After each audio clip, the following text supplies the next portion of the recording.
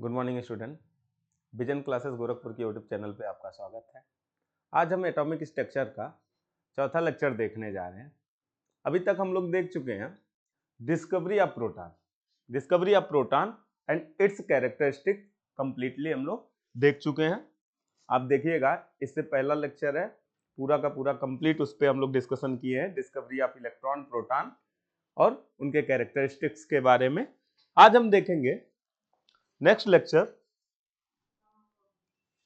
देखिएगा आज हम देखेंगे नेक्स्ट डिस्कवरी ऑफ न्यूट्रॉन के बारे में डिस्कशन करेंगे। तो चलिए देखते हैं डिस्कवरी ऑफ न्यूट्रॉन। हेडिंग डालिएगा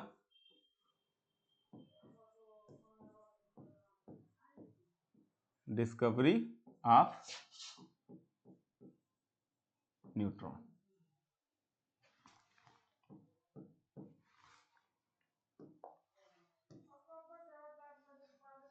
हेडिंग डालिएगा डिस्कवरी ऑफ न्यूट्रॉन। ठीक, चलिए न्यूट्रॉन की खोज।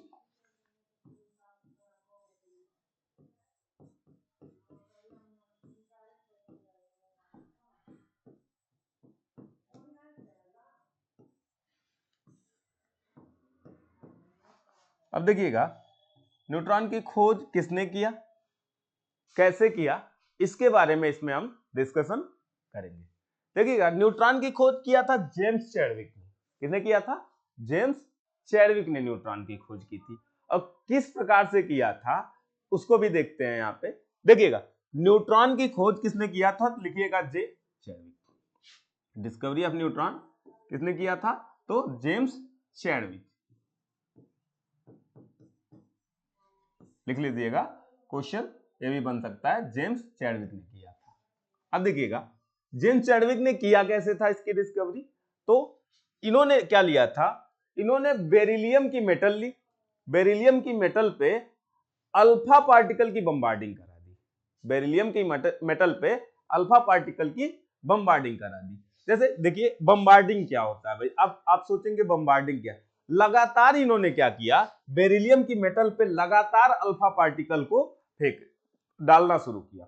जैसे आप क्या है, आप एक बॉल लो, दीवार पे मारो, लगातार दीवार पे मारो, तो इसको आप क्या कहोगे? कंटिन्यूअस मारते जाओ, तो इसको कहोगे बम्बार्डिंग करा दी। सेम उसी प्रकार से जेम्स चैडविक ने भी किया। जेम्स चैडविक ने किया, बेरिलियम की मेटल ली, इस पे अल्फा पार्टिकल की बम्बार्डिंग करा दी। Alpha particle helium. अब देखिए हीलियम का एटॉमिक मास और atomic number 2, atomic mass 4। Alpha particle की बम्बार्डिंग करा दी। हाँ, इन्होंने क्या किया, बेरिलियम की मेटल ली और इस पे अल्फा पार्टिकल की बम्बार्डिंग करा दी और इनको क्या मिला? न्यूट्रॉन मिला। इनको क्या मिला? न्यूट्रॉन मिला। तो देखिए इन्होंने क्या किया, 7 और इसका एटॉमिक नंबर 3। तो इनको क्या मिल गया भाई? न्यूट्रॉन मिला। और देखिएगा एटॉमिक नंबर 4 होता है भाई, लिख लीजिएगा 4। तो इनको क्या मिला? न्यूट्रॉन मिला और प्लस कार्बन मिला। तो ये कंफ्यूजन मत होइएगा कि भाई यहाँ पे न्यूट्रॉन और प्लस कार्बन कैसे बन जा रहे हैं, क्योंकि यहाँ पे न्यूक्लियर रिएक्शन हो रहा है। तो न्यूक्लियर रिएक्शन आपके सिलेबस में है नहीं, तो इतना ज्यादा डिटेल हमें नहीं जानना। बस हमें ये जानना है कि चैडविक ने डिस्कवरी कैसे की थी। चैडविक ने डिस्कवरी कैसे की थी? तो बेरिलियम की मेटल ली थी, बेरिलियम की एक सीट ली थी और इस पे अल्फा पार्टिकल, तो याद रखिएगा अल्फा पार्टिकल की बम्बार्डिंग कराई थी। अल्फा पार्टिकल की बम्बार्डिंग कराई थी। ये अल्फा पार्टिकल है, इसको लगातार बेरिलियम की एक पतली सीट पे इन्होंने डाला था। तो इनको मिला था कार्बन प्लस न्यूट्रॉन। अब देखिएगा कार्बन प्लस न्यूट्रॉन मिला था, यानी कि डिस्कवरी यहां से हुई थी। न्यूट्रॉन की डिस्कवरी यहां से हुई थी। इसका 0 मास क्या होता है? 1। ठीक है, तो याद रखिएगा यहां से इन्होंने न्यूट्रॉन की डिस्कवरी की। ठीक, अब देखिए भाई, अब न्यूट्रॉन का मास क्या होता है, इतनी सी बात आप याद रखिएगा कि इसकी डिस्कवरी कैसे हुई। हाँ, कैसे हुई, जेम्स चैडविक ने कैसे किया, बस यही याद रखना कि बेरिलियम की मेटल पे अल्फा पार्टिकल की बम्बार्डिंग कराई और इनको क्या मिल गया? न्यूट्रॉन मिल गया। इनको न्यूट्रॉन मिल गया। बस इतनी सी बात याद रखना है यहाँ पे कि इनको क्या मिला, न्यूट्रॉन मिला, और न्यूट्रॉन की डिस्कवरी यहां से होगी। अब देखिएगा इसके कैरेक्टरिस्टिक्स, न्यूट्रॉन की कैरेक्टरिस्टिक्स, विशेषता क्या है भाई, गुण क्या है इनके, तो आपको पता है पहला पॉइंट कि चार्ज, पहला पॉइंट है कैरेक्टरिस्टिक्स इनके चार्ज में। अब देखिए चार्ज, आपको पता है भाई न्यूट्रॉन पे कोई चार्ज नहीं होता, न्यूट्रॉन कैसा होता है, न्यूट्रल होता है, तो नो चार्ज, कोई चार्ज नहीं होता है न्यूट्रॉन पे, कोई चार्ज नहीं होता है, याद रखिएगा। न्यूट्रॉन कैसा होता है, न्यूट्रल होता है, न्यूट्रॉन कैसा होता है, न्यूट्रल होता है, कोई चार्ज नहीं होता, लेकिन इसका मास होता है, मास होता है। तो दूसरा पॉइंट है मास of neutron, mass of neutron, neutron का द्रव्यमान।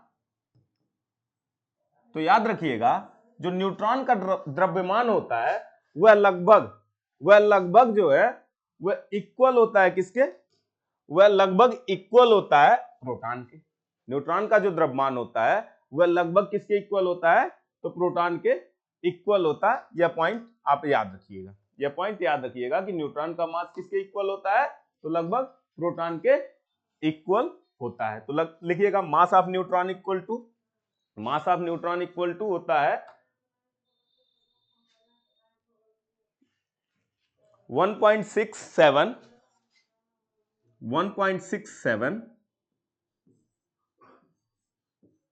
into 10 to the power minus 24 gram, 1.67 into 10 to the power minus 24 ग्राम के होता है। याद रखिएगा यह इसका मास होता है। यह इसका क्या होता है, मास होता है, मास of neutron, mass of neutron यह होता है, याद रखिएगा। ठीक है, तो यह दो पॉइंट आ गए। चलिएगा यह दो पॉइंट आप याद रखिएगा कि यह दोनों पॉइंट होते हैं। चलिएगा इसको समराइज कर लेते हैं आगे, इसको क्या कर लेते हैं, समराइज कर लेते हैं। इलेक्ट्रॉन प्रोटॉन न्यूट्रॉन डिस्कवरी किसने की, डिस्कवरी किसने की, इलेक्ट्रॉन प्रोटॉन न्यूट्रॉन का, उसका मास क्या होता है, उसका चार्ज क्या होता है, और यह रहते कैसे हैं, यह एटम में रहते कैसे हैं, कौन कहां रहता है, इसके बारे में पूरी समरी हम लोग देख लेते हैं। तो चलिए बनाइए, समराइज करते हैं, समरी देखते हैं। तो नेम ऑफ पार्टिकल, ऐसे हेडिंग डालिएगा, नेम ऑफ पार्टिकल बनाइएगा इस तरह से।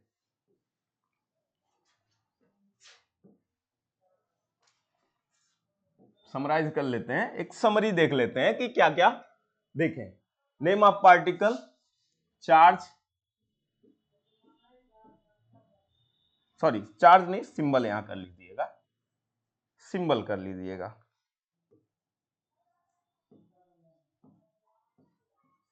सिंबल क्या होता है, पार्टिकल का सिंबल क्या होता है, फिर हेडिंग डालिएगा चार्ज, फिर डालिएगा हेडिंग यहां पे मास, द्रव्यमान, हाँ मास। तो अब देखिए आगे बना लीजिएगा इस तरह से, द्रव्यमान देख लीजिए, फिर देखिए एप्रॉक्स मास,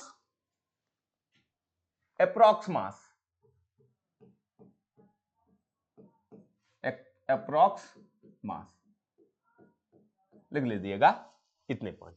ठीक है, एप्रॉक्स मास। अब देखिए इलेक्ट्रॉन, फर्स्ट आपका क्या है, इलेक्ट्रॉन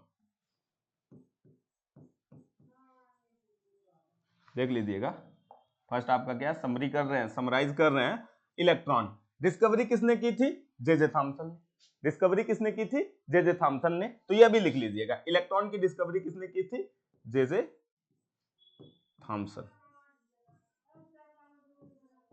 जे थॉमसन। सिंबल कैसे आप रिप्रेजेंट करते हैं इलेक्ट्रॉन को, तो ई से, ई से रिप्रेजेंट करते हैं, ई माइनस। सिंबल कैसे लिखते हैं, ई माइनस लिखते हैं। अब देखिएगा फिर कह रहा है चार्ज क्या होता है भाई, चार्ज इसका होता है, चार्ज होता है -1.6 into 10 to the power -19 coulomb, 1.6 into -19 coulomb. अब देखिएगा मास इनका क्या होता है, मास क्या होगा इनका, तो मास देखिएगा, हाँ लिखिएगा मास, इनका मास होता है केजी में लिखेंगे तो 9.1 या 9 ही रख दीजिए, 9.1, हाँ 9 रख दीजिए। 9 into 10 to the power -31 KG का यह मास होता है, केजी का। कहीं कहीं ग्राम में मिल जाता है, तो ग्राम में इसका मास कैसे होगा वह भी देख लीजिए। ग्राम में इनका मास होता है 9 इंटू 10 टू द पावर -28 ग्राम, यह इनका मास होता है। ठीक है, यह इनका क्या होता है, मास होता है। तो अब देखिएगा next, mass in unit, unified mass क्या होती है इनकी। यूनिफाइड मास में अगर जो मास हम लोग निकालें तो इनका यूनिफाइड मास क्या माना जाता है, या आप कह सकते हैं अप्रॉक्स मास क्या माना जाता है। तो अप्रॉक्स मास इसका नेग्लेक्ट कर दिया जाता है, जीरो माना जाता है।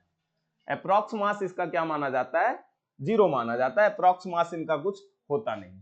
हाँ, इसका क्या माना गया, इलेक्ट्रॉन का अप्रॉक्स मास नेग्लेक्ट कर दिया गया। अप्रॉक्स मास इसका मान लिया गया कि अप्रॉक्स मास तो होता ही नहीं है, कुछ नहीं होता है, जीरो मान लिया जाता है, नेग्लेक्ट कर दिया जाता है। चलिएगा नेक्स्ट, दूसरा एटॉमिक सब एटॉमिक पार्टिकल देखते हैं। दूसरा सब एटॉमिक पार्टिकल देखते हैं, प्रोटॉन। प्रोटॉन, अब देखिएगा प्रोटॉन की डिस्कवरी किसने की थी, तो प्रोटॉन की डिस्कवरी रदरफोर्ड ने की थी। फिलहाल हम लोग पढ़े गोल्ड स्टील, लेकिन बाद में देखिए इसमें कंफ्यूजन है। कई सारी बुक कहती हैं कि प्रोटॉन की डिस्कवरी रदरफोर्ड किए हैं, कई सारी बुक कहती हैं कि गोल्ड स्टील ने किए हैं, लेकिन पढ़ते हैं गोल्ड स्टील। लेकिन बाद में जब आया कि न्यूक्लियस की खोज किसने की, तो न्यूक्लियस की खोज में वहीं से आ गया कि भाई किए थे रदरफोर्ड, तो हम लोग पढ़ते हैं रदरफोर्ड। हाँ, तो मानिएगा कि भाई रदरफोर्ड ने किया है। चलिएगा लिखिएगा, न्यूट्रॉन की डिस्कवरी रदरफोर्ड ने किया, रदरफोर्ड ने किया। अब देखिए सॉरी, प्रोटॉन की डिस्कवरी रदरफोर्ड ने किया है। चलिएगा इसका सिंबल लिखिएगा P+। इसका सिंबल क्या होता है, P+। इस तरह से हम लोग प्रोटॉन को रिप्रेजेंट करते हैं। इसका चार्ज क्या होता है, इस पे चार्ज कितना होता है, तो आप लिखेंगे +1.6 into 10 to the power -19 coulomb. अब देखिए इसका चार्ज किस में आ गया, पॉजिटिव में। प्रोटॉन का चार्ज किस में आता है, पॉजिटिव में आता है। प्रोटॉन का चार्ज आप किस में रखते हैं, पॉजिटिव में रखते हैं। और चलिएगा देखिएगा इसका मास कितना होता है, मास कितना होता है, तो मास इसका माना गया 1.6 into 10 to the power minus, अब केजी की बात कर रहा है, अगर जो केजी में निकालना है, अभी तक हम लोग ग्राम में देखे केजी में निकालना है, तो यहाँ पे डिवाइड बाय 1000 कर दीजिए, हो जाएगा। तो कितना हो जाएगा 27 -27 केजी। ठीक है, यह हो गया इसका मास, ये हो गया इसका मास। अब ग्राम में आपको देखना है तो ग्राम में भी लिख लीजिए भाई, 1.6 इंटू 10 टू दी पावर -24 ग्राम, यह ग्राम में इनका मास है। अब अप्रॉक्स मास इसका क्या होगा, अप्रॉक्स मास होगा इसका, अप्रॉक्स मास होगा 1। अप्रॉक्स मास आप क्या मानते हैं इसका, अप्रॉक्स मास होता है 1 का। चलिएगा यह हो गया आपका दूसरा सब एटॉमिक पार्टिकल, नोट करते रहिए आप लोग। आ जाइए थर्ड सब एटॉमिक पार्टिकल को लिखते हैं। थर्ड सब एटॉमिक पार्टिकल है आपका,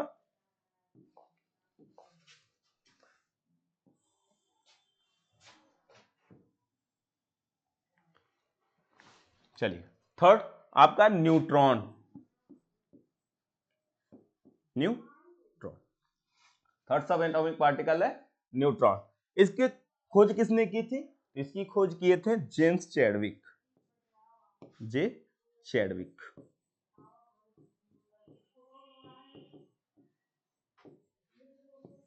लगा दीजिएगा, हाँ जेम्स चैडविक। इसको हम लोग कैसे रिप्रेजेंट करते हैं, N0, कोई चार्ज नहीं होता ना, इसलिए N0 ऐसे रिप्रेजेंट करते हैं, हाँ N0। और इस पे चार्ज 0, चार्ज क्या है 0। और इसका मास जो है वह लगभग किसके इक्वल होता है, इसका मास लगभग इक्वल होता है प्रोटॉन के। तो मास लिख लीजिए 1.67 into 10 to the power -27 KG. और ग्राम में लिखना है तो आप ग्राम में लिख लीजिए 1.67 इंटू 10 टू दी पावर -24 ग्राम।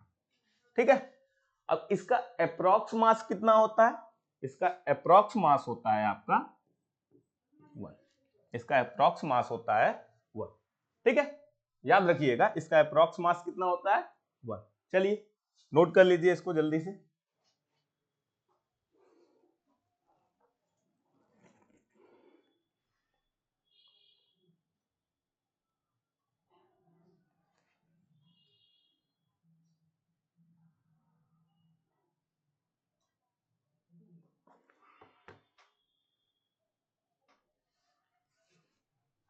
ठीक, आई होप आप लोगों ने नोट कर लिया होगा।